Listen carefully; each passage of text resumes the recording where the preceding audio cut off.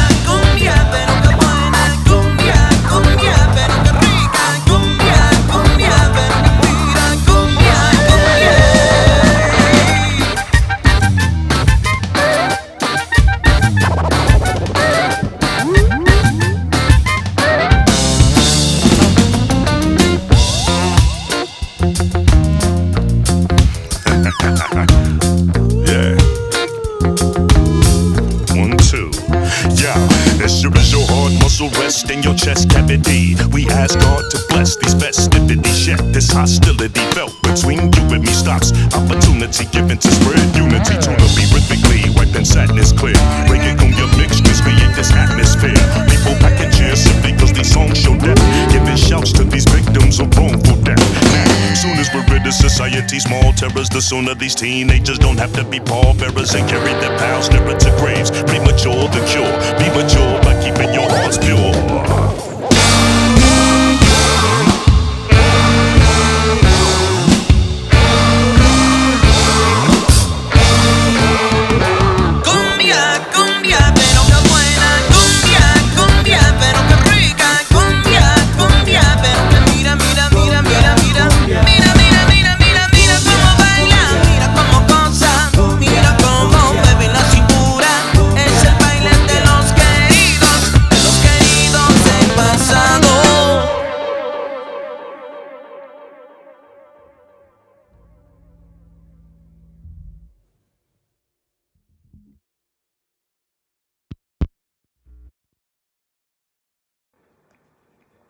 What's up, everybody? It's Will Dog from Ozomatli. Thank you so much for inviting us. Thank you for checking out our video of Cumbia de los Muertos, which was a track off of our first record, the self-titled record, Ozomatli, which is, dang, over 20 years old now. And this track that you heard is reimagined during this COVID time where we're all playing in our homes, away from each other, but together. So that's what we try to do, and I hope you felt that. I want to give a shout out to all the nonprofits in LA doing great work, and to Social Ventures Partners LA who put all this together. We all in Ozomatli have deep, deep roots to the city. We grew up here, we started here, and we've played all over LA. So our roots run super deep and wide in this landscape. And if there's something that all of us notice when we walk out the door from our homes. That's homelessness. This has always been an issue, even a personal one, as I myself was once homeless. To see the rise in this issue due to inflation, rent, evictions, lack of affordable housing, lack of fair wages, etc., is something I'm sure we'd all like to eradicate. To us, this is unacceptable in a city like Los Angeles. Through music, we're able to utilize our talents and activism to create change and work towards combating these issues we wanted to see reformed. So we are thankful to organizations and to people like all of you who are doing the work and fighting every day for a more just and equitable Los Angeles. Our music has always been for the people and inspired by the environment and movements all around us. We hope that our music now in turn can inspire all of you in your journeys of creating systematic change throughout LA County. We must remember that we all have our own talents, that when we create together, this is the most powerful tool that we can use for social change. Thank you so much, and we hope to see you real soon. Big love to y'all. Take care. Everything we do is about community. At SVP Los Angeles, we build lasting relationships, and we bridge the power gap to create a more just and loving Los Angeles. We connect nonprofit leaders and caring community members who work together to combat racism, economic injustice, and systemic oppression in all its forms. We support efforts to end mass incarceration, homelessness, environmental harm, and so much more. We believe in working towards fostering communities that support the well-being and freedom for all. Partnering with SVPLA means taking the time to hear one another's stories and learn the truths of systemic injustice. It's about building an intersectional community and using our individual and collective power to liberate all people. It's about reimagining a future where all people, especially those who our systems have harmed, are seen, supported, and have the resources they need to not just survive, but to feel free. This is your invitation to show up and be a part of a collective vision. If you've been looking for a way to connect, to learn, to contribute to what you know our city and our world could look like, this community is for you. To find out how you can partner with us, visit svpla.org.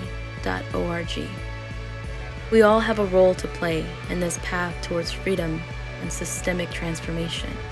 At SVPLA, we're here to roll up our sleeves and do the work right alongside you.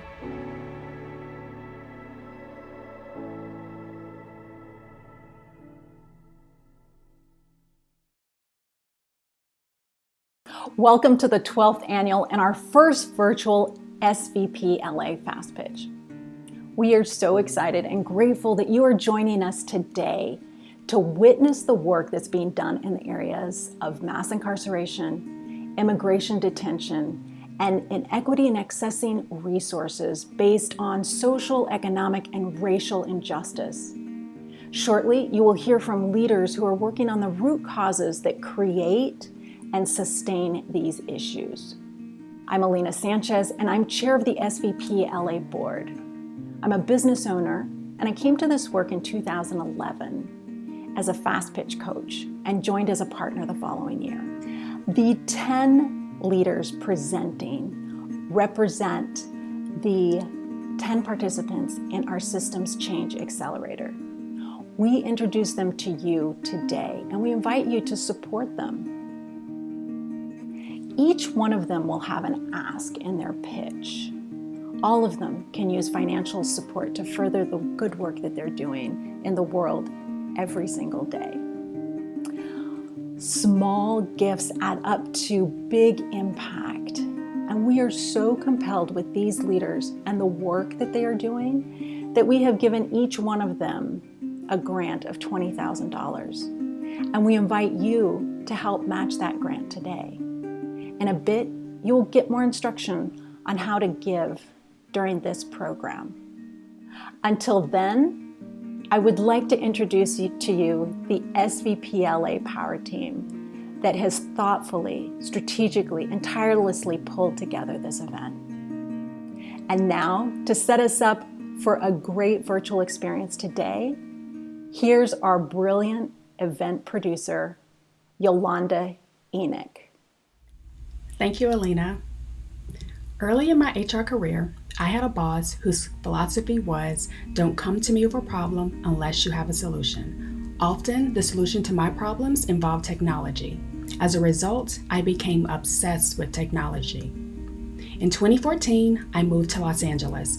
I was ready to make a career change, and this move was the push I needed to start exploring. I was hoping to find a job in tech, so I immersed myself in the tech scene here to see what I could find. 4 years and several consulting gigs later, I was still searching for the right opportunity. After volunteering and attending Fast Pitch last year, I finally realized what had been missing from all those previous consulting gigs. I realized I didn't want to work just anywhere. I wanted to work for an organization that challenged the status quo. I wanted to work for an organization committed for justice for everyone here in Los Angeles, not just those with access and connections. Last August, those missing pieces came together for me when I joined the team at SVP, and next week is my 1-year anniversary. As you listen to these pitches, make note of the ones you're curious to learn more about. You'll have an opportunity to chat with them later today. But before we get to the pitches, the rest of the team is going to drop in and introduce themselves. Don't worry, we're a small team. Now, before I skedaddle, let's talk tech, because that's my thing. Whether this is your first time using Zoom or your 100th time using Zoom, sometimes this app gets glitchy.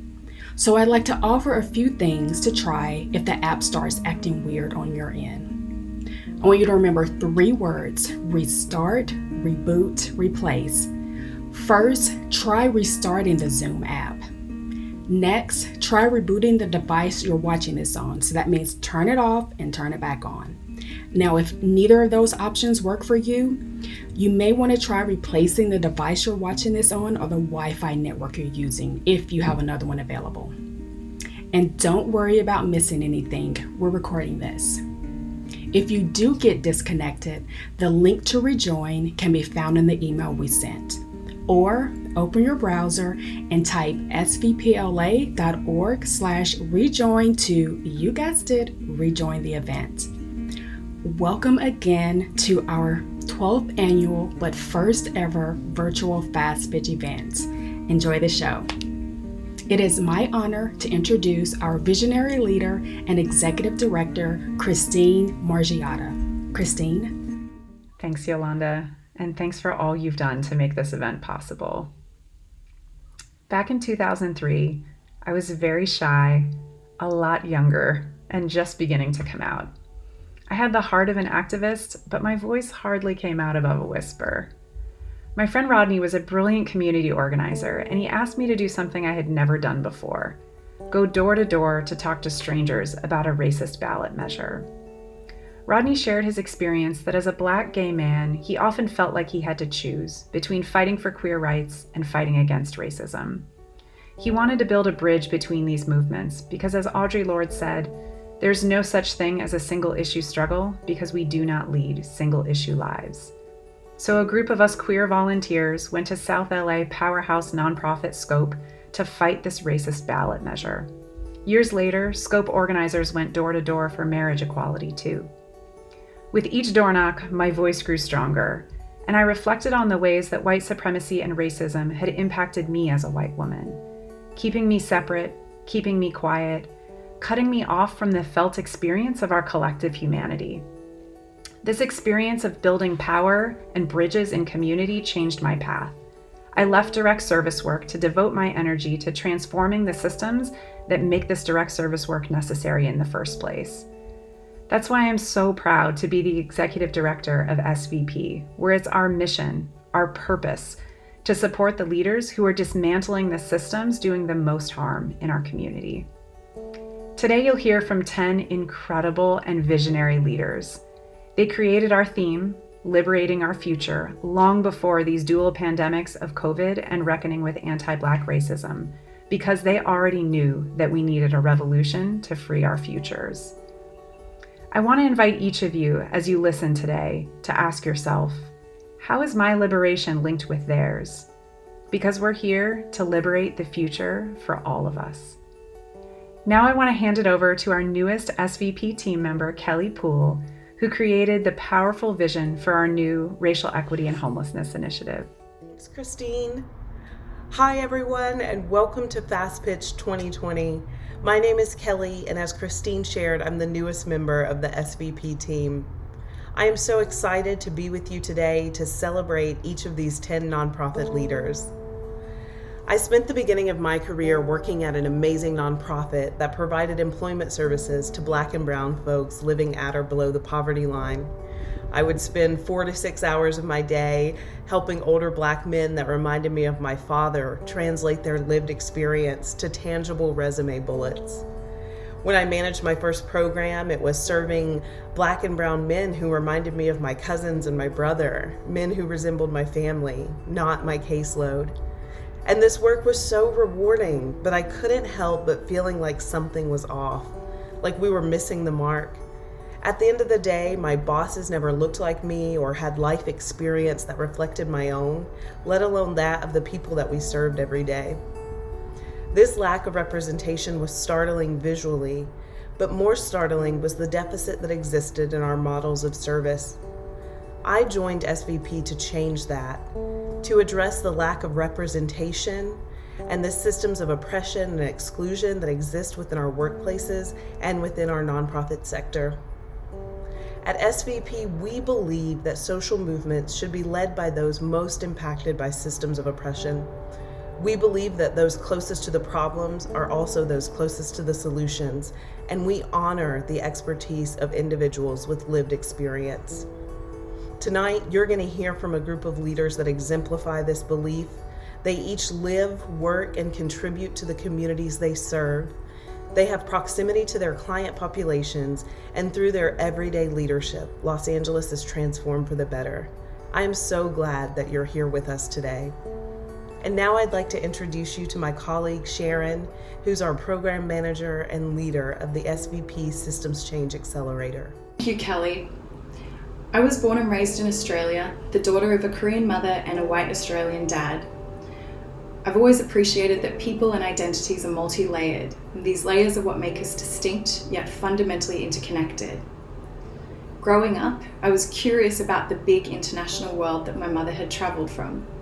So I followed that curiosity on a winding path of jobs in the nonprofit sectors of Australia, South Korea, and the US. Although I'm a long way from my birth country, I consider LA home. It took an international journey to reaffirm to me the power of working hyper-locally to make lasting change, beginning in my own heart, home, and neighborhood. SVPLA Systems Change Accelerator invests in leaders tackling problems closest to their hearts and homes. This isn't a typical accelerator program. We're working with the current cohort over 2 years to bolster their work in 3 core areas: strategy, messaging, and collective power. Each participating organization receives a $20,000 grant, and through workshops and facilitated learning, we create an environment that is supportive and loving, where everyone involved is learning and teaching alongside each other. This includes our accelerator leaders, SVP partners, and our broader community of friends and co-conspirators. Fast Pitch is the messaging component of the accelerator, and today's event is a culmination of 2 rounds of pitch training. Earlier this year, when our presenters were preparing for a pre-pandemic event, and for the last couple of months as they gracefully pivoted to prepare for the virtual stage. Once you hear from these leaders, you'll be moved to join them in their long-term efforts to co-create a more just and loving LA. We know this work will be hard. We have to unlearn practices and ways of being that have upheld systems that have done harm. When we talk about supporting our cohorts with sustainability, we mean beyond the financial. Individual and team well-being are core to our long-term collective success. So I'm pleased to introduce you to my colleague who brings expertise in healing and mindfulness, our Wellbeing and Operations Manager, Alli Simon. Thank you everyone for being here. For the last decade, I've been inviting myself and others into a space of grounding and balance between striving to do good work in the world within systems that often perpetuate harm, while also taking care of myself mentally and emotionally.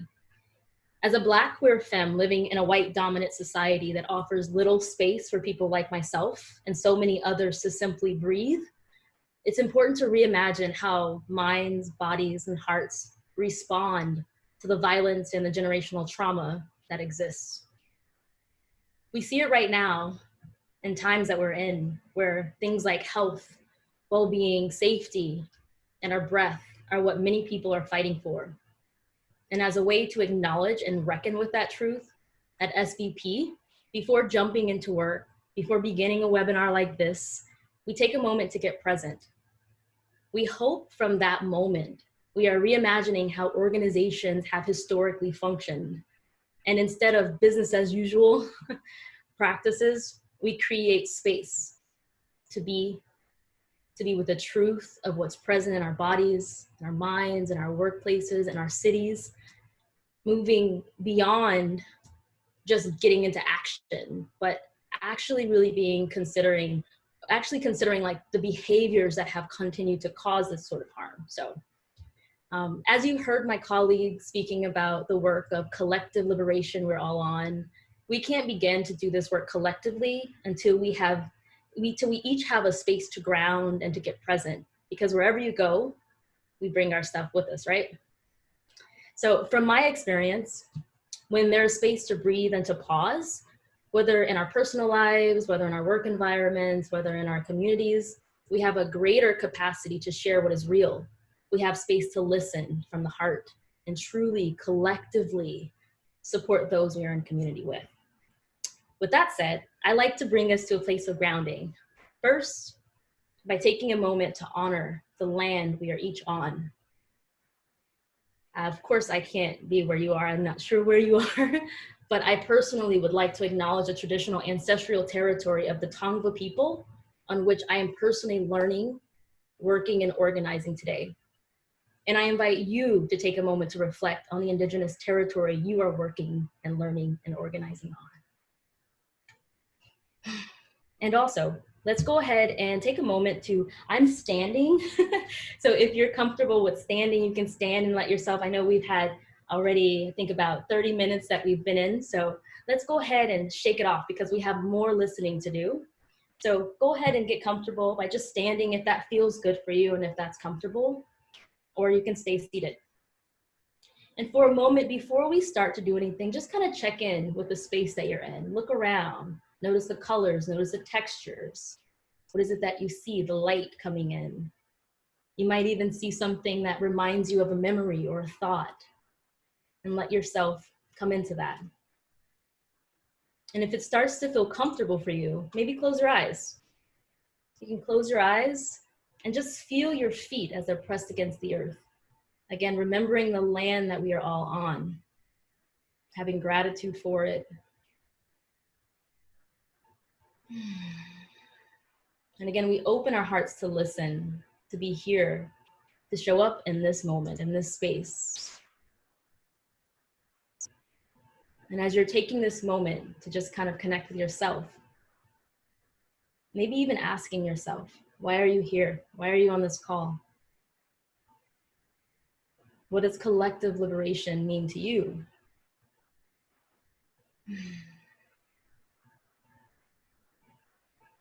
And what does it mean to be in community with others?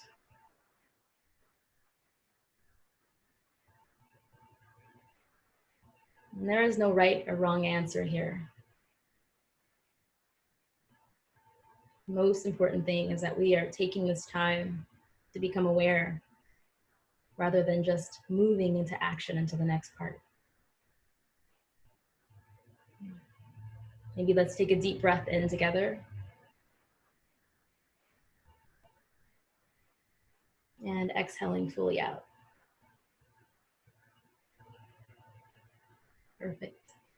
Thank you so much for participating in that. So now's the time that you've all been waiting for, our presenters, right? So I'd like to, again, welcome you to Fast Pitch and first introduce our first presenter, John Yee of Los Angeles Walks.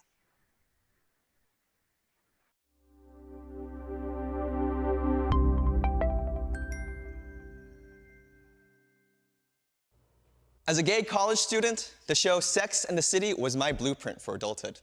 I would move to the city, come out of the closet, and find my community. And so in 2007, I moved to Washington, D.C., and that's where I fell in love with 17th Street, D.C.'s gayborhood. Here was a space crafted for me. Broad, well-lit streets, gay pride flags lined down all lampposts, bustling bodies moving up and down sidewalks. And a curious thing happens when you walk into a space that finds you. We shared in celebrations and demonstrations, and we all got off the same subway station. And though concrete and wooden form, only by walking through 17th Street did it transform into a living, breathing community. This is at the core of our mission at LA Walks, that the prerequisite of a livable city is that it be walkable. And at a time where our public spaces are filled with so much anxiety and fear, it is these very spaces, our shared collective existence, that will become places of healing for us in the months to come. But friends, we are far from this reality. Every 36 hours, an Angelino is killed in a car crash. The leading cause of death for our elementary and middle school children? Car crashes. On Nalda's South LA block, she had seen 25 crashes, 33 injuries within just 2 years, and that included the totaling of both her and her son's car. Something had to be done. And so we applied for the city's Speed Hump Request program, which only opens twice a year and is riddled with requirements, paperwork, and an English-only application. 13 months. 13 months is how long it took Nalda to get one speed hump. And last year, of all the speed hump applications accepted, only 23% were actually installed. Across town in a wealthier, wider neighborhood, 5 months of organizing, the city council member was already in discussions with the city on a possible curbside repaint, a blinking stop sign, and a bike lane. For basic street safety infrastructure that saves lives, Black, Latino, and immigrant communities are literally competing for scraps through grossly underfunded, understaffed city programs.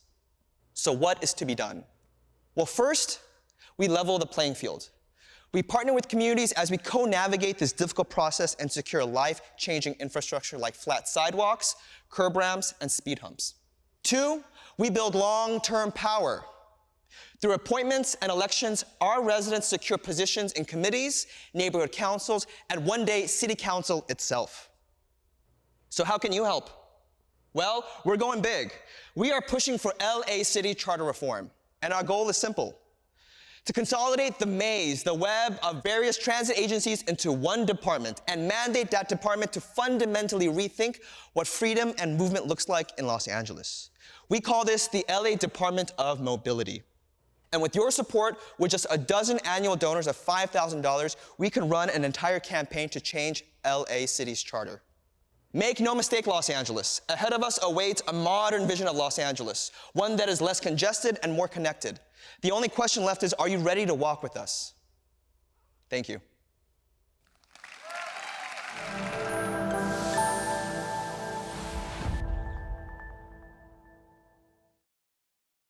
Thank you, John.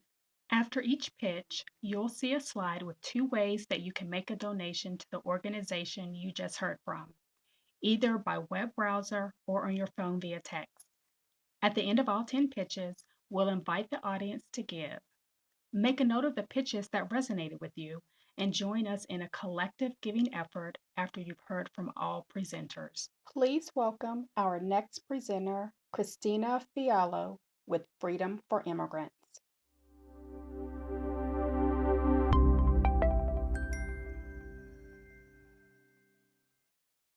I met Sylvester while he was in an immigrant jail. He had escaped Kenya after being imprisoned and beaten in his home country for his political activism. But rather than protecting him, the US government detained him. Not for a few days, not for a month.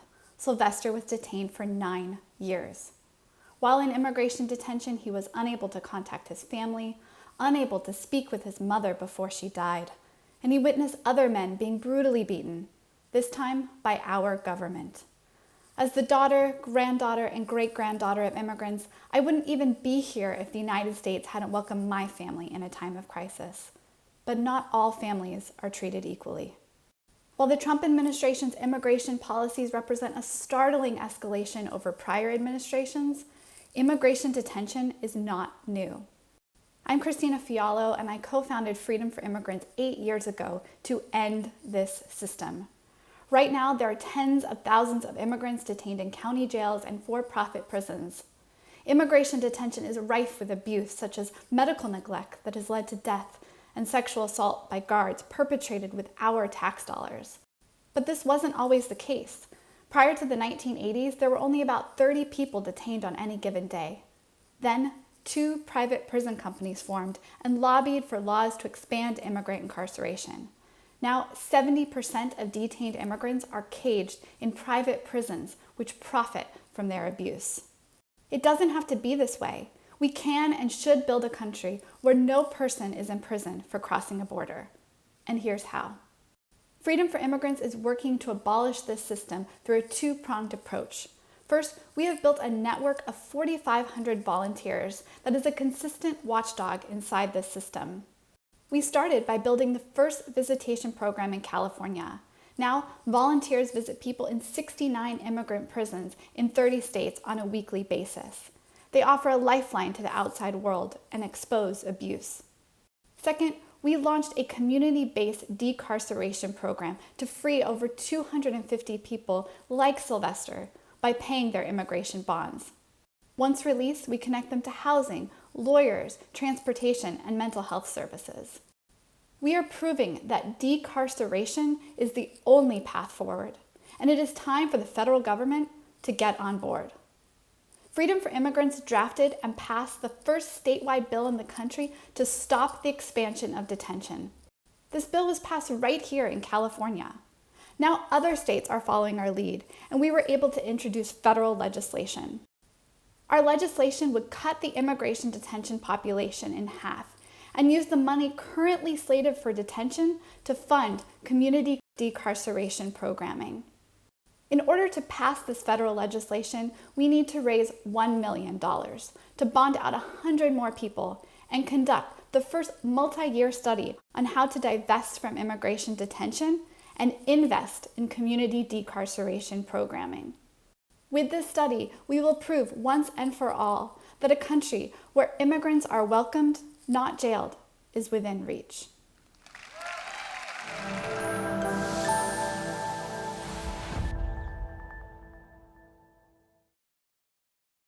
Thank you, Christina.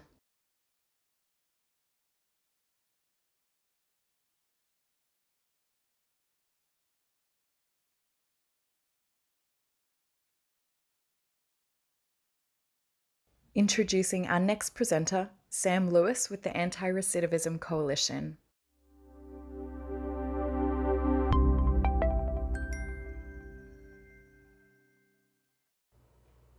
At the age of 16, I was a gang member, a dope dealer, a high school dropout, a throwaway kid. By the age of 18, I was sentenced to life in prison with little or no hope of ever being released. 1 month after my arrest, my daughter was born. And as the years quickly passed, my daughter and I bonded in different prison visiting rooms. 7 years into my sentence, my daughter came to visit me with my mom. On this particular day, I was headed back to isolation, and my daughter had never seen me in chains and shackled or behind scarred prison visiting glass. And as she walked up to the counter and looked at me, I could see the curiosity in her eyes turn to fear. She looked at me, and I could tell the fear was for me. And she asked me, "Daddy, why are you back there, and why can't I hug you?" I looked at my daughter and told her Daddy got in some trouble. And without judgment, she innocently asked me, "Daddy, could you not get in trouble so when I come back, I can hug you?" In that moment, I knew I wanted to change. My name is Sam Lewis, and I'm the Executive Director of ARC, the Anti-Recidivism Coalition. And today I'd like to talk to you about hope and redemption. I entered prison at 18. I could barely read and write, a high school dropout. 24 years later, I walked out with a bachelor's degree and a desire to help others. If you think I'm unique, a unicorn or something like that, you'd be mistaken. I'm no different from anyone else that's sitting in prison right now today. However, I did have resources, and more importantly, I had someone that believed in me, my mom. She encouraged me, and she empowered me to pursue my education. ARC is a support network made up of formerly incarcerated people. Our mission is to end mass incarceration in the state of California by empowering formerly and currently incarcerated people. We do this by providing a support network that provides resources and opportunities to advocate for more just laws. In the state of California, there are about 126,000 people that are currently in prison, a place traditionally without no hope. Many people enter prison at the young ages of teenagers or young adults. There are children as young as 15 that have been sentenced to hundreds of years in prison with no hope of redemption. ARC works inside all 35 prisons, or works with all 35 prisons, and we work directly inside 11 prisons, including the 2 women's prisons in the state of California. Over 5,000 people have graduated from our rehabilitative programs inside these prisons that we've created as former life prisoners and former prisoners. We have also created a second chance pre-apprenticeship boot camp. In this boot camp, we've been able to place over 200 people that are formerly incarcerated into union jobs in LA building trades. We've advocated for over 17 state laws that have made our community safer and our system more just, including ending life without the possibility for juveniles. We've created the first ever firefighters program, a program that allows people that want to become firefighters to literally train and become Cal Wildland firefighters. We've now graduated 25 formerly incarcerated people that are now Cal Wildland firefighters that are out saving homes as we speak. If you're interested in the work that we do at ARC, please reach out to us at arcinfo.com or call me at 323-830-0177. I believe in hope, redemption, and second chances. Thank you.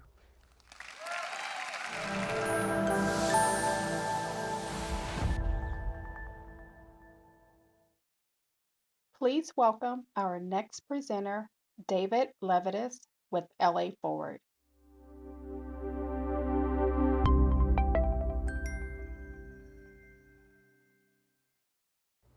So many of us have realized the power of local government for the first time these past few months. At LA Forward, holding local government accountable for advancing justice has always been our mission. Through a unique combination of neighborhood organizing, policy education, and digital activism, we bring together a community of people dedicated to fighting for policies that will make LA a fair, flourishing place for everyone. The pandemic left us feeling powerless. The uprising gave us a taste of collective action's power. Now the question is, how do we sustain the momentum? My name is David Levitus, and I founded LA Forward to help us answer that question. For me, democracy is personal. Talking politics around my family's kitchen table, I absorbed the belief that government could be a force for good.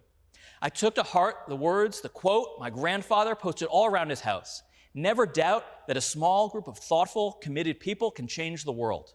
But when I left home, I realized how deep systems of injustice ran.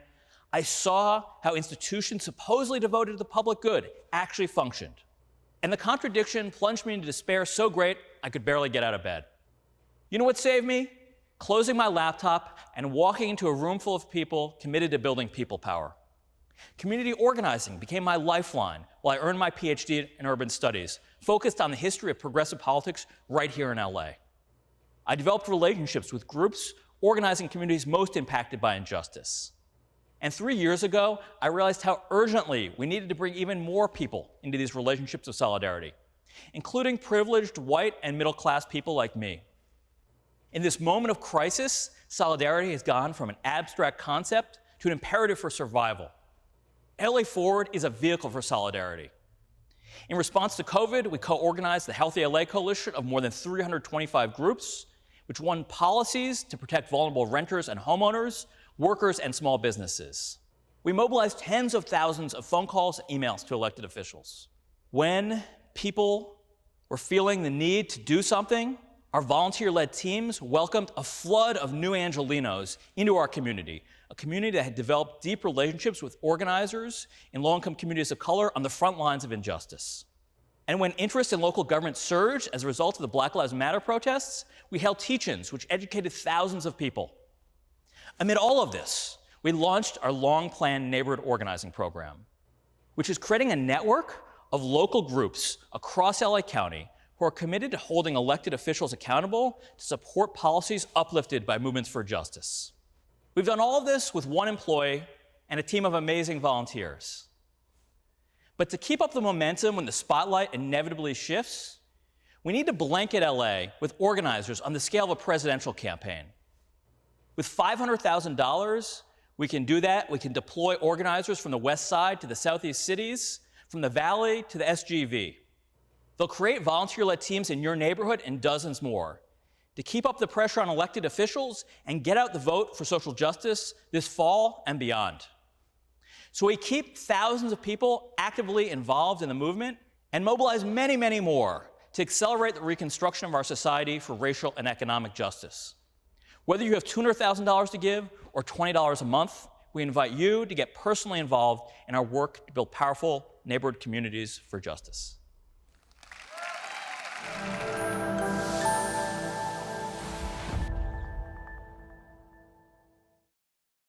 Thank you, David.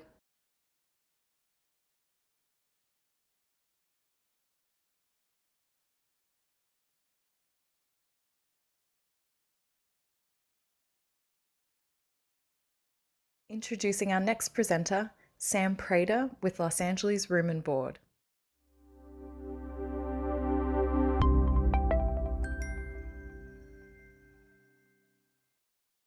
My 13 siblings and I grew up in a home where our father had given us 3 options upon turning 18: enlist in the military, enroll in college, or leave to start a family of your own. Now, as a queer teen in the 1990s, going to the military or starting my own family were off the table. And since I'd recently dropped out of high school, going to college seemed out of reach.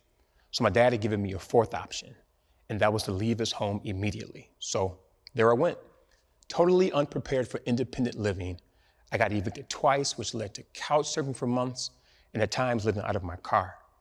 But at age 23, through the Adult Education Center at my community college, I successfully completed my GED. Now, I'm finishing my doctorate degree, so I appear before you, living proof of the power of higher education to change a life. I don't know where I'd be if education hadn't saved me. I'm Sam Prater, founder of LA Room and Board, and our mission is simple. We exist to end student hunger and homelessness and to ensure that students can complete their college degree.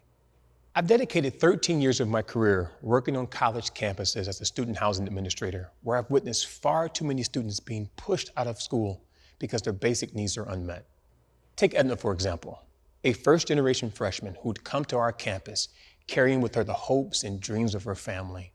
When 2/3 into the semester, her professor picked up on her pattern of absences and contacted my office out of concern. Edna had been living between the shelter and the couch of her abusive boyfriend. I met with her and connected her to emergency resources, but it was too late. Edna fell all of her classes, lost her financial aid, and guess what? She didn't return to campus this semester. Folks, this is the outcome we're hoping to prevent. And sadly, Edna's not alone. Here in LA, 1 in 5 community college students are facing the exact same housing insecurity that Edna and I faced. And this global pandemic has only exacerbated the issue. Stories like theirs have inspired our new initiative called Open Spaces. So here's our plan. Unused rooms exist all over the city, whether on college campuses with vacant dorm rooms or right in our own backyards. We're looking to partner with universities and property owners to reimagine the use of their unused spaces. We'll enter into agreements to cover the cost, and through our outreach efforts, connect students in need. Our staff will create vibrant living learning communities that emphasize self-sufficiency, academic excellence, health and wellness, and more. And the research shows that when students live in community, they tend to stay in school, achieve higher GPAs, and graduate on time. Folks, LA Room and Board seeks to give students a hand while they get back on their feet. So, here's how you can partner with us to #end student homelessness. We're asking for $250,000 to secure spaces for 50 students, cover on-site case management and food costs. With your support, we can run our program for an entire year. Los Angeles, these students belong to each of us. They belong to all of us. And they've had to overcome unimaginable obstacles, which is a real testament to their strength and resilience. So partner with us to get these students off of the street, into warm beds, and across that commencement stage. Thank you.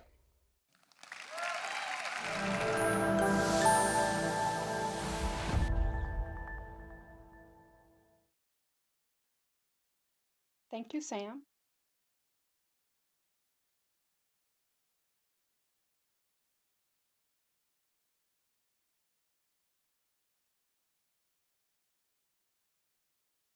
Please welcome our next presenter, Brian Kaneda with Californians United for a Responsible Budget.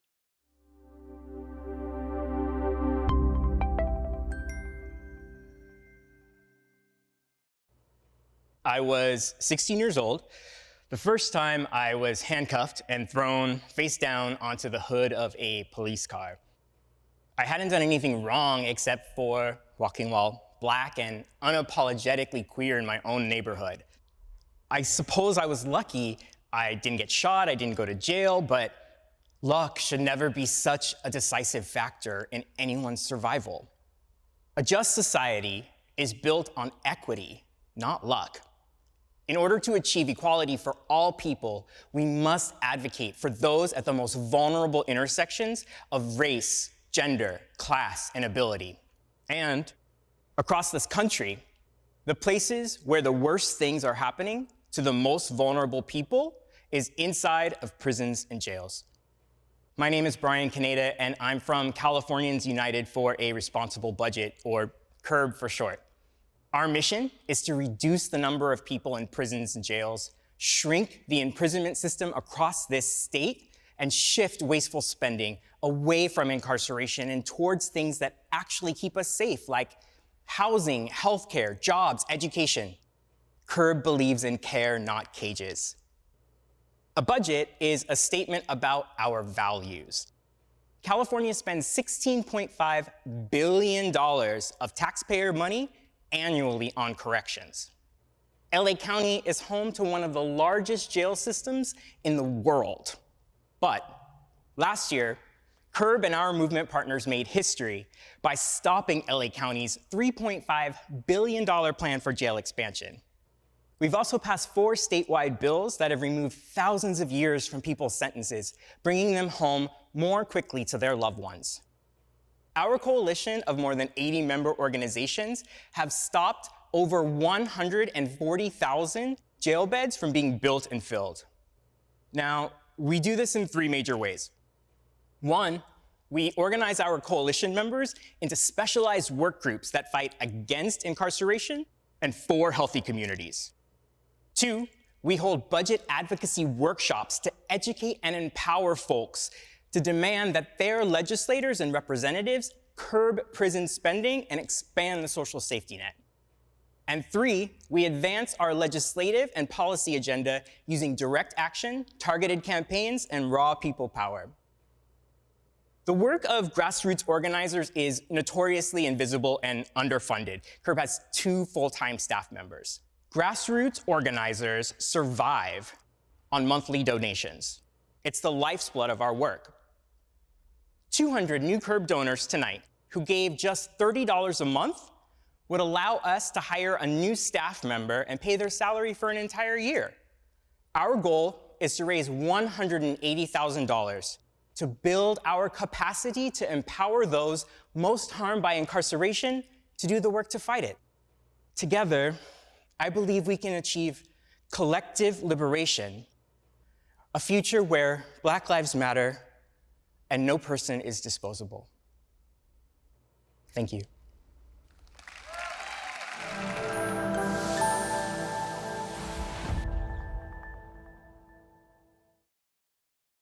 Thank you, Brian.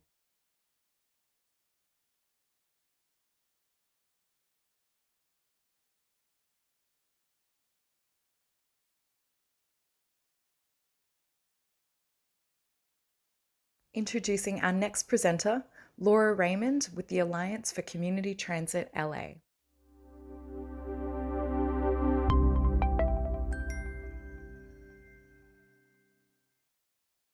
Good afternoon. The Alliance for Community Transit Los Angeles, or ACT-LA, is a coalition collectively representing tens of thousands of Angelenos. We're fighting for a complete transformation of how LA County approaches housing and public transit. 2020 has called on our coalition more than we ever could have imagined.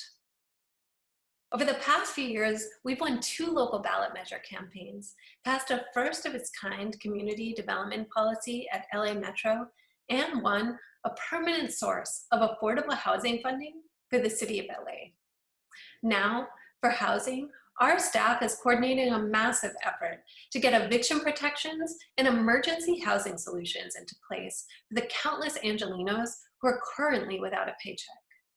For transportation, we're building a grassroots movement for transit justice. Over 1 million Angelenos lack access to a car, and this is particularly true in Black and immigrant communities and those who are essential workers during this pandemic. A majority of riders depend on an underfunded and unreliable bus system.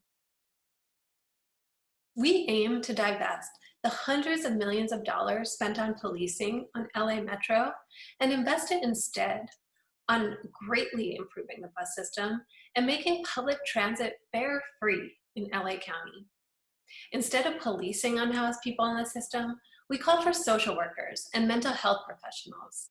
Instead of maintaining this extensive infrastructure used for collecting and enforcing fares, we want to make the system fare-free. Especially because Angelenos are already paying for it with our sales taxes. What we were envisioning as a multi-year transit justice campaign that we would kick off this summer has been in overdrive since March 2020.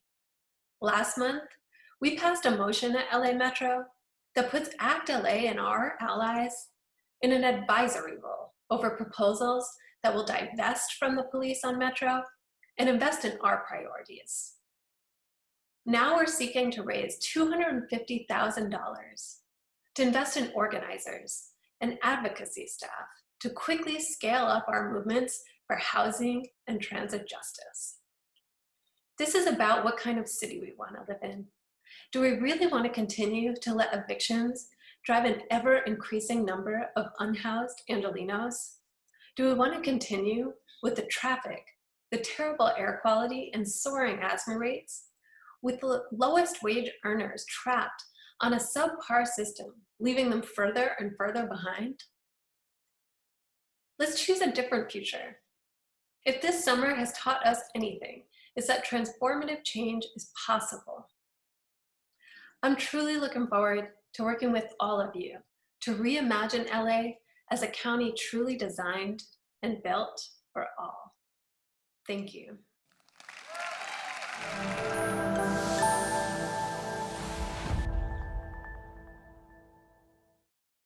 Thank you, Laura.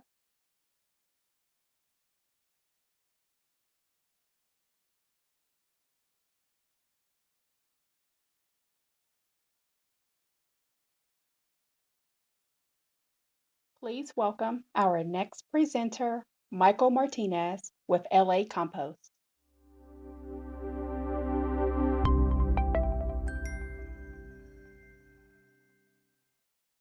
So how does a Cheeto grow? This was a question that one of my former 5th grade students asked that helped plant the idea behind the work I do today. Growing up near the Puente Hills landfill, which at one point was the largest in the country, I got an up-close look at our culture of waste and disconnection. I am the grandson of a carpenter, someone who could take scrap pieces of wood and create something beautiful. I am the son of an upholsterer. My father could take discarded furniture off the side of the road and transform it into the centerpiece for someone's living room. I, Michael Martinez, founder of LA Compost, am a composter. Using what some might consider waste, my team and I work alongside communities to create compost. Compost built in community allows us to restore our connection to the soil and one another. Compost is energy and it is life. It contributes to soil health, which translates to human health. Energy not recycled is pollution, both in our personal lives and our surrounding environment. For those of us that call LA home, we live in the most populous county in the country. Over 10.2 million people eating, drinking, and discarding materials daily. From schools, churches, community gardens, parks, and urban farms, we partner with communities to imagine a future where we don't see things as waste, but as resource. Through composting, these resources are reinvested in every neighborhood across LA, adding life and structure to the soil that feeds us all. The beauty of a compost pile comes from the collective imperfections and diversity of its ingredients. The beauty of LA comes from the people who call it home. Even in this season of unrest and exhaustion, the people of LA have shown up in beautiful ways. As food insecurity is on the rise, communities across the city have stepped up to collaboratively feed their neighbors. Families are sharing seeds, leaving fruits and vegetables from their gardens for others to take, and as the sacred act of preparing a meal at home is increased, people continue to drop off their food scraps at our hubs to build up their local soils. We've seen this work grow over the past 4 years. We've gone from a team of 1 to 15, 4 compost hubs to 34, and from once being told that what we were doing was illegal to now being listed as a key partner in the City of LA's Green New Deal. Join us in this work. Volunteer with us. Start to compost on your own. By donating $5 or $500, you can help us raise the $200,000 we need to build both the physical and social infrastructure for community composting to thrive. From farmers market food scrap drop-off locations, networks of neighborhood soil farmers, community cooperative hubs, and regional hubs at parks, we would be able to divert over 2 million pounds of organics from landfills while directly engaging with over 5,000 people each year. This model would employ people to work in the neighborhoods where they're from, keep the valuable resource that is compost in our communities, and ensure that when students visit these spaces, they'll know for a fact that they can't grow a Cheeto. Soil and soul. The only letters that separate these two words are you and I. Thank you.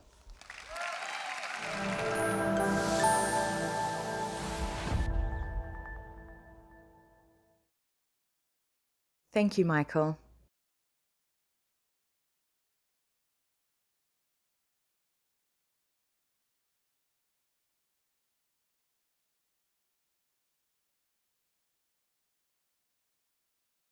Introducing our next presenter, Tafari Bain with Cyclovia.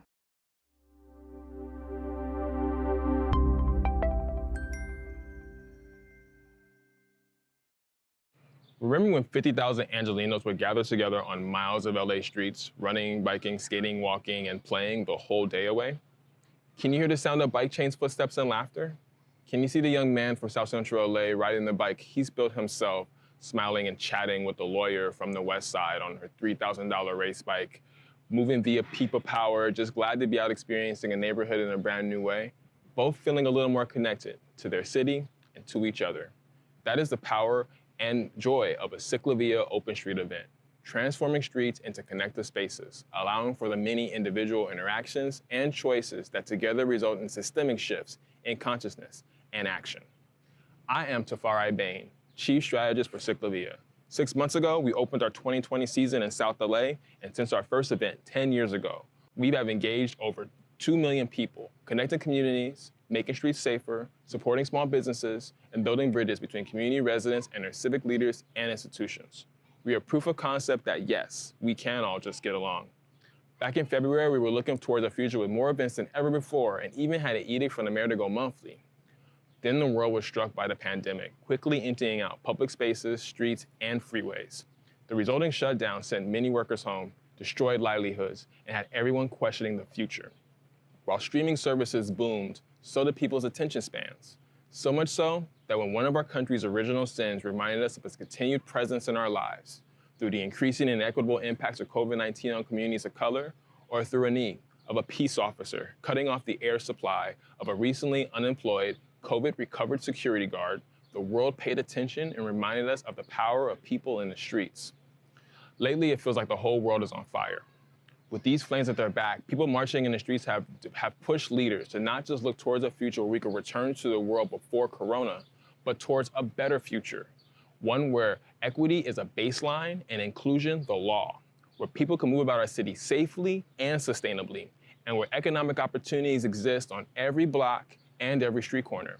I'm here to tell you what Cyclovia's role is in getting us to this future. To meet the needs of the community now, we've reimagined Cyclovia. Our new program, Cyclamini, combines our deep community-based relationships with our years of experience in placemaking to aid LA in its social and economic recovery.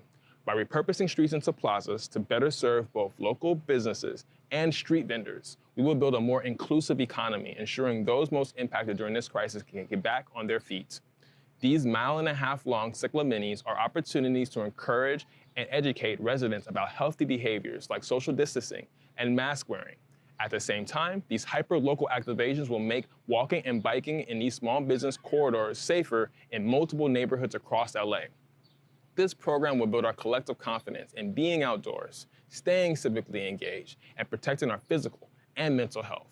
With the additional $100,000, we can ensure communities like Pacoima, South LA, and Mar Vista can get the resources they need to recover. Your support means Ciclavia will help our city recover by doing what we do best, bringing Angelenos together. Together, we can help Los Angeles get back on track and moving towards that better future. Thank you.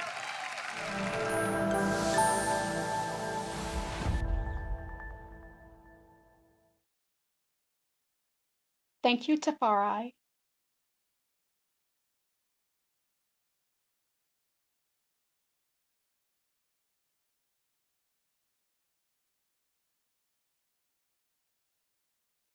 Please welcome our final presenter, Taina Vargas-Edmond with Initiate Justice.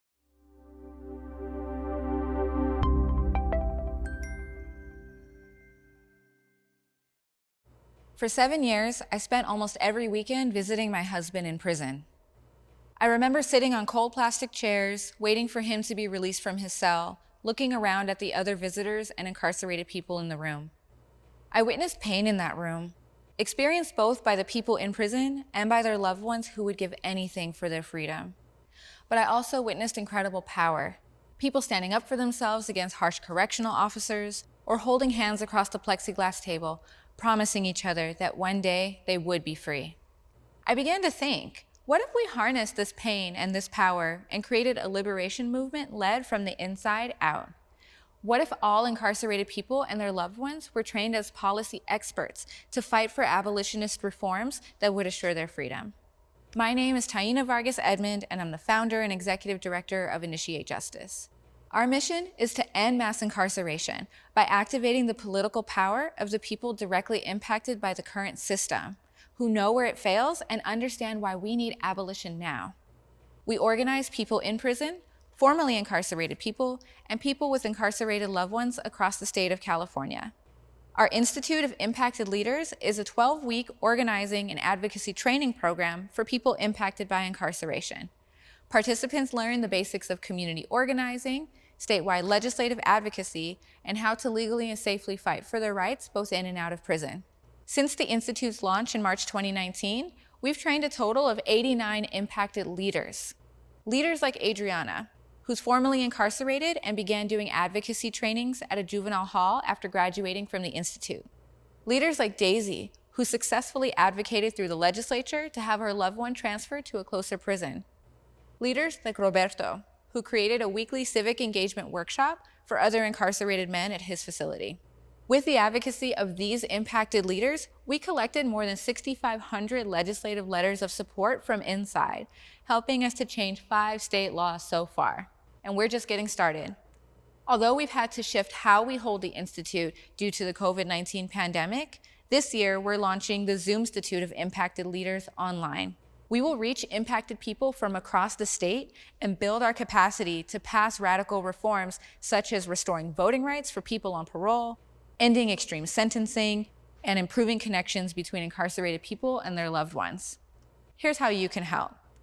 It costs $1,500 to fully train each impacted leader. $150,000 will fund training for 100 people impacted by incarceration. And $500 provides a stipend to each of our graduates. Help us end mass incarceration by activating the power of those of us most harmed by it. Thank you.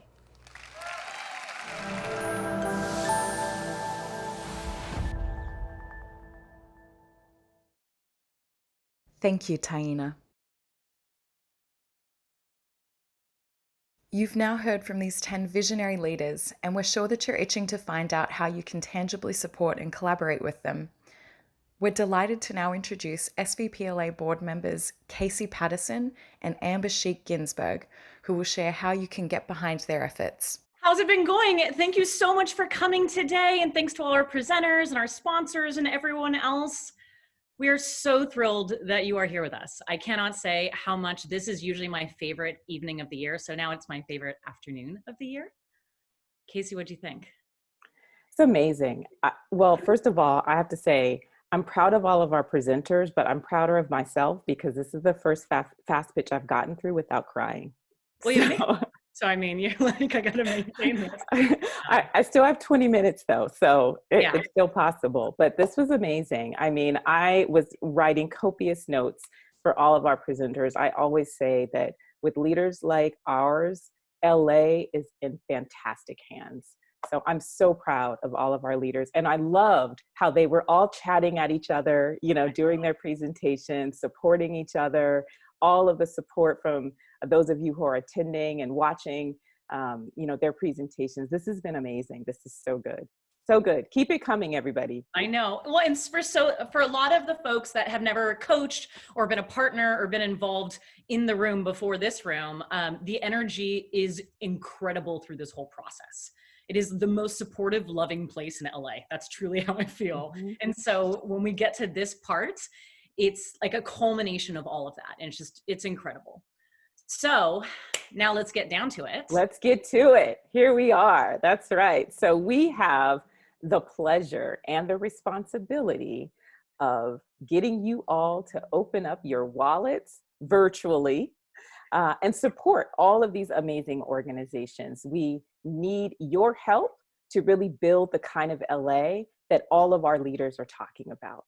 So it's an easy way for you to give. It's down here on your screen. You can text Fast Pitch 2020 to 707070, or you can visit svpla.org/give. So keep it coming. We already have some donations that started coming in while the presentations were going.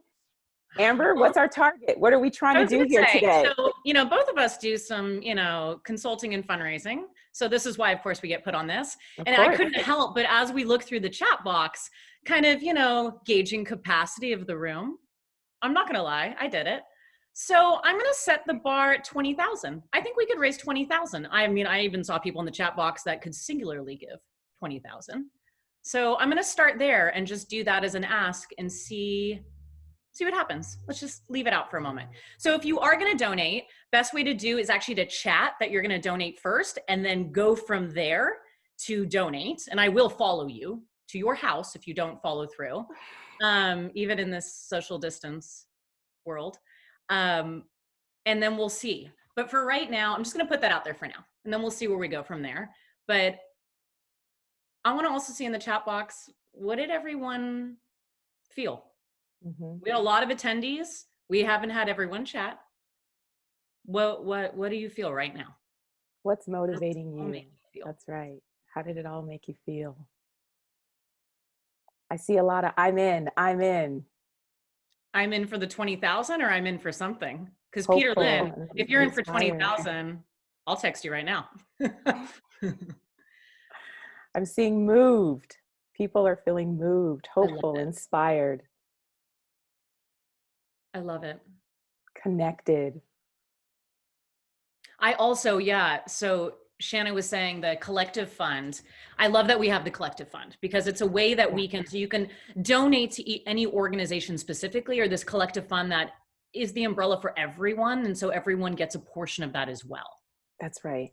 And like Christine has said, you know, in the past, Fast Pitch has had prizes, you know, that would be sort of competitively achieved, if you will. And this year, our organization said, you know, competition has a place, but in social justice, that is not the place for competition. So they have all been cheering each other on. They have enthusiastically supported this essentially pooled fund that raises money for all of them. And so because they're supporting it, we want you all to support it. You know, one of our monikers is really trying to drive community-driven change. So in our case, the community is saying support all of us. The community of our Fast Pitch Accelerator organizations are saying support all of us. And so we are saying that's exactly what we want to do. And we want to encourage all of you to do as well. And why So you did all, we get it? Did we I get was our gonna say, 20,000 I don't know. yet? I haven't seen, let's see, Yolanda, will you give us any kind of update? Let me see. We've got over 300 people, still with us. This is fantastic. All right, so we are just north of $5,000. Let's do a call out for $1,000 donations. If you are willing to give $1,000 right now, I want you to kind of raise your hand in the chat box, literally just say, I'm in for 1,000, and then we'll have some idea that you're now going over there and you're gonna be donating that. And I wanna take a second too. So just so everyone knows, after this portion, after I'm done asking you for money, you will have a chance, very much like at Fast Pitch in person, where you can go to your tables and meet with the organizations, ask your questions, fangirl or boy over all of these folks. You will have that opportunity in about 10 minutes, maybe even less, where we'll go into breakout rooms and you can meet people one-on-one or 8-on-1 or 50-on-1 or whatever it is and ask those questions and truly connect in person. So even if you aren't going to donate, which I don't know why you wouldn't donate.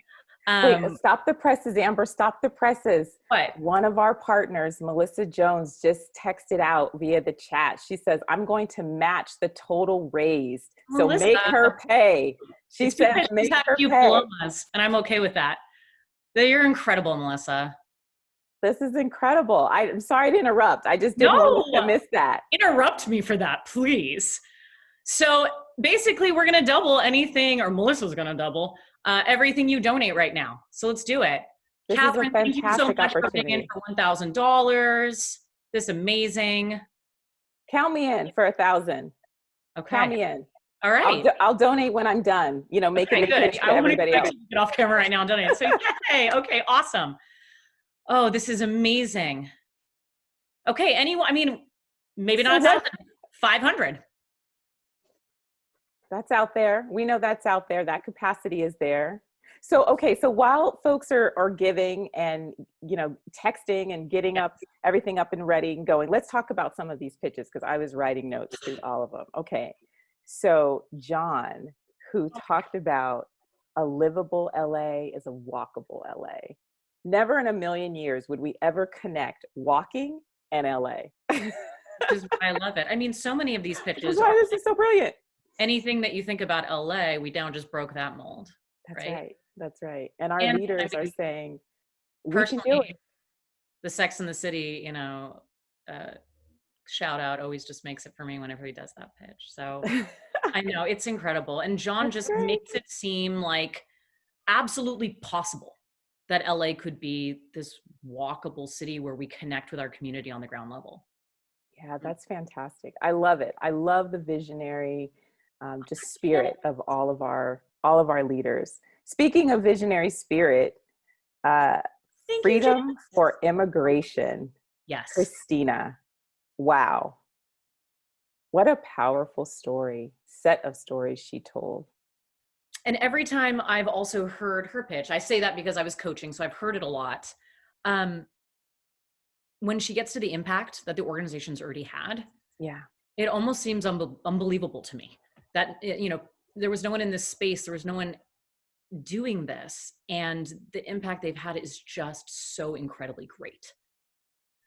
Well, and I think it also speaks to the important role that California plays, right, on our broader system, right, throughout the country. So the fact that, her organization was able to just have some really transformative change happen here in California, and that other states started to get on board with that. We often say that LA is the creative capital of the world. I think it's the creative disruption, social justice disruption of the world, and we need to invest in that sort of creative disruption that our leaders are really thought-provoking in all of us. Yeah. And speaking of thought-provoking, Sam Lewis. Oh my gosh. So that's actually, I did tear up on that one. Yeah, Sam already knows he's like one of my favorite people in LA, so just incredible. Every time he tells the story about his daughter. That gets me, every time. There's without fail. And I think, we have kids. I have a 3-year-old and a 5-year-old, and I think of that. Oh gosh. Okay, I'm not going to cry in front of all these people, but I could. And now he has grandkids, you know, and so to see that moment sort of come full circle in so many ways, and the work that they're doing, you know, just to reimagine second chances. You know, he said hope, redemption, and second chances. He said, I believe in those things. Sam, I believe in those things too. I believe in you those make things. me believe. Yes. One of the best things about his story and his pitch, he's always the first to call out that he's not a unicorn. Like, this is not, this is because you buy the story and all of it, you buy into, you're like, oh my God, Sam could run the country. That's right. He could run the country. Yeah. Please run the country, Sam. And then he's like, by the way, this is not unique to me. And you're like, oh my God, that's incredible. Like, yeah, of course it's not. But yeah. It's wonderful. How are we doing? We're up to 12,000. We're almost at 13,000. We're almost there. Come on, keep going. 90 people. Thank you so much. Sweet. We started something. I love it. This is awesome. I'm loving this. Come on. We're pushing. We're pushing. Look at this number go up. This is exciting. This is so exciting. Running the country, you know, David and LA Forward, they're at the forefront of what's going to happen. I have to say, every time I also learn more about LA Forward, I think that making, you know, especially hyperlocal government so accessible for everyone. The power of that is just so incredible, impactful. The echoes of that are just, I can't even describe it. But when I think about it, and I think about how we just don't capture people and we don't empower them. So it's this idea of like, we've given them the inspiration, and now we actually can give you this roadmap of here's how you do it. Absolutely. He said democracy is personal. I feel like I need to put that on a t-shirt or a bumper sticker or something like that. You know, it reminds me, we hold these truths to be self-evident. You know, it's like such a powerful declaration of, you know, how we show up, you know, in our civil society. So thank you, David. Keep up the amazing work you're doing. And he said something else that I want to make sure we don't leave out on the table. He said that LA Forward is a vehicle of solidarity, teach-ins, you know, and not just talking about being in solidarity, but really facilitating the ability to be in solidarity. I have had so many white people over the past several, you know, months say, what can I do? You know, how can I be supportive? And I think what LA Forward is doing is saying, look, we are giving you a vehicle for solidarity, and that is a beautiful thing. Thank you, David, for your leadership. Yeah, thank you. 16,500. We are almost there, everybody. We are getting close. We are getting close. Keep it up. We can do it. LA Room and Board, our other Sam. And I had the pleasure of coaching Sam this year, and Sam is just incredible. And it's really one of those charismatic leaders that he just lights up the room, especially with his experience and his passion. And it seems so simple. We have these open spaces. Why can't we just reimagine them? And can I say that I follow Sam on LinkedIn, and, and he posted, Sam, so you know I'm stalking now, and he posted a before and after of an open space that they just redesigned. And the beautiful space that they created to make our students feel at home and feel welcomed and feel as if education and success and livelihood is possible for them. Sometimes it really is about the hospitality, you know, and they created such a beautiful, beautiful space of hospitality. Well done, Sam. Well done. Well done. Oh, next after Sam, we had Brian. Oh, wow. Every time he says the version of this, of putting your money where your values are, I mean, that's what today is about. That's what this is about right here and right now. And I think from where we are sitting on our couches or in our office chairs, that's what we do. That's what we can do, is we can put our money where our values are. As organizations, as individuals, as a city, as a county, all of the above. He said a just society is built on equity. And I saw people chatting that, you know, as soon as he said it. And, you know, I think we have to be honest about the fact that we're not in a very just society right now. but we have the opportunity to deconstruct and reconstruct. And Curb is really at the forefront of that. Brian, you're amazing. Thank you. Amazing job.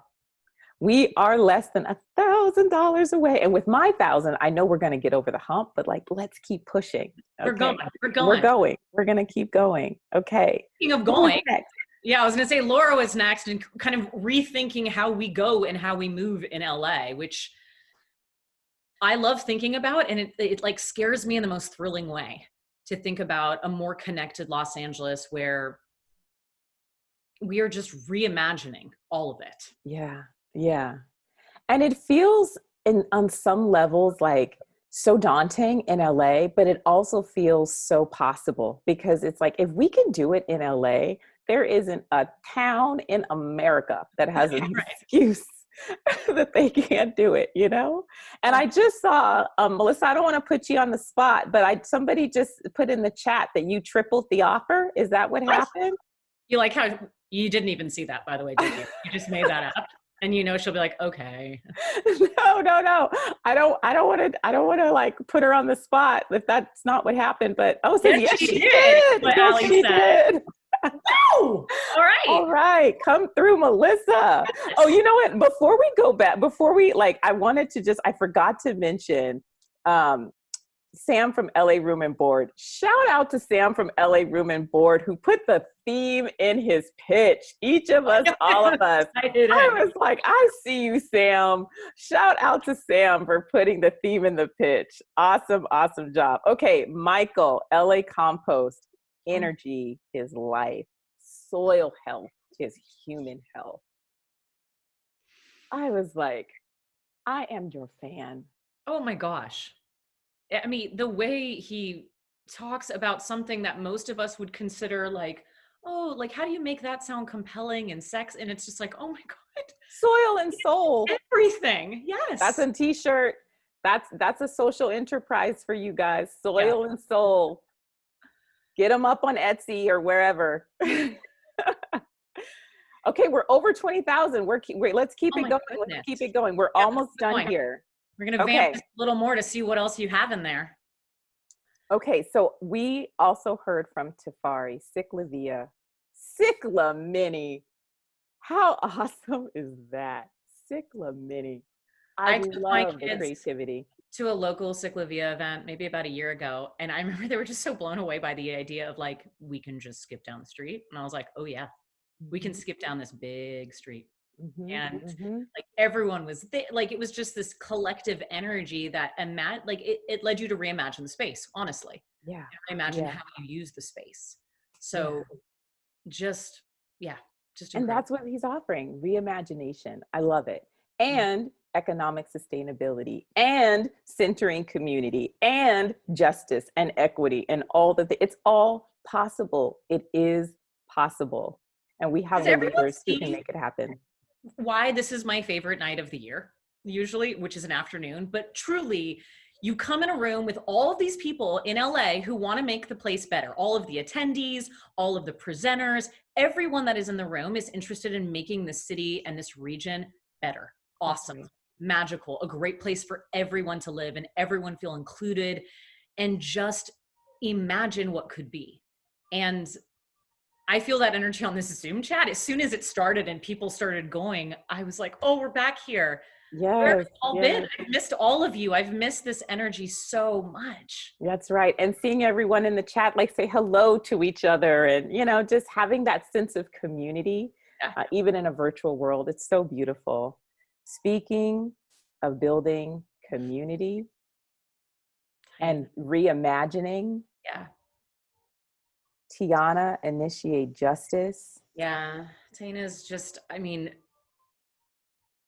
I felt like when she tells the story of kind of like looking around the room, people that are losing their loved ones and that want more and that want more voice and space in this work. And then making a very clear path towards that. It just is so freaking empowering in a system that strives to be the exact opposite. You know what I love the most is the redefining of what it means to be an expert. I love that. Yeah. You know, I love the way she said and talked about, first of all, Zoom Institute. Yeah, Zoom Institute. Yeah. I'm like, I love it. The Zoom Institute. Yeah. And really centering people with lived experience, families who have experienced this system harshly and who have been harmed by it, that they are the policy experts. You know, we have to retool our thinking about who is the expert. I actually like to call, when I'm engaging community, I actually like to call them SMEs, subject matter experts, you know? Really? And that's exactly what they are, right? And so I just love that we are giving the credibility and elevating the voice, the leadership, the expertise, and valuing that expertise in the way that it matters. SVPLA does. I mean, that's what it's all about, is we are not the experts. Everyone in the room is the expert. That's right. And how do we support you and uplift you and give you the resources you need to do the things you're best at? And let leaders lead. Mm-hmm. How do we let leaders lead? Yeah. Yeah. Well, I am so proud and honored to be a member of the board of SVPLA. Our staff is incredible. Our executive director, I tell her all the time, I will follow you anywhere. Oh, for sure. And, you know, just the way that this event has been so beautifully produced, so high quality. I mean, it just, you know, to me, it is such a reflection of how much love and how much respect we have for our subject matter experts, you know, in community. And I know that we have an opportunity here to actually get in the room with them, right?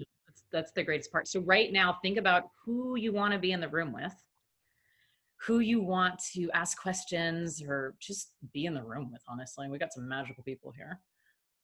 And then we'll get there, but thank you so much. Thank you to all of you who helped us exceed our goal this afternoon. And Melissa, we are so grateful for you. Being and a multiplier you are, and putting your money where your values are. I know no one that does that more than Melissa Jones, actually.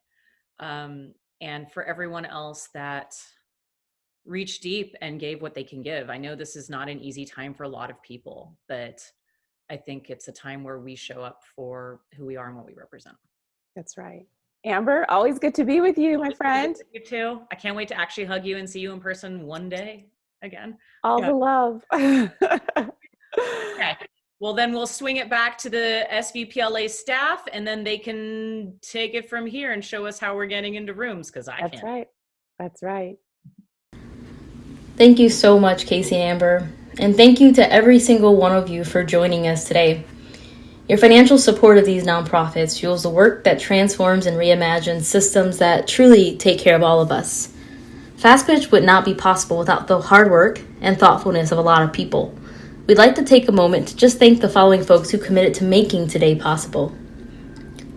To the 21 coaches who have given their time and energy in supporting the 10 presenters you just heard.